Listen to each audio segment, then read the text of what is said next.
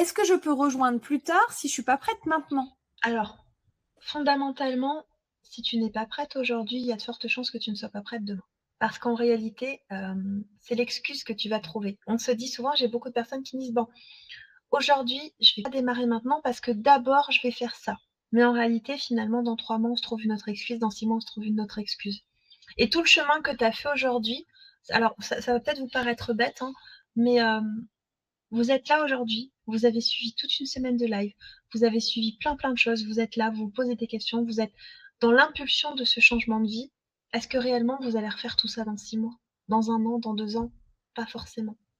Donc reporter, en fait, on dit souvent reporter, pour mieux sauter, mais en réalité, souvent quand on reporte, et ben, on ça veut dire que c'est pas suffisamment important et on ne sait pas dans quel état on sera dans 6 mois.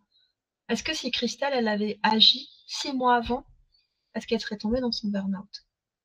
Pas forcément. Alors, dans les 6 mois avant, j'y étais déjà, mais Bah, c ouais, mais 6 mois avant d'être ah! dedans. Ah 6 6 mois avant mois, de tomber dedans, tu Ah vois? bon, oui. Mmh. Avant de tomber dedans, il y a un jour où tu as commencé à être dans le burn-out, si 6 mois avant tu t'étais rendu compte et que tu avais agi, ben, tu y serais pas arrivé. c'est certainement, certainement, certainement. Alors Fama, c'est autre chose. Le fait de ne pas être prêt financièrement, mais de l'être dans 3 mois, c'est totalement autre chose. On peut effectivement, devoir trouver des solutions financières. Là-dessus, je suis d'accord avec toi. Moi, quand je dis pas forcément être prête, c'est pas être prête, heu, dans le mindset réellement.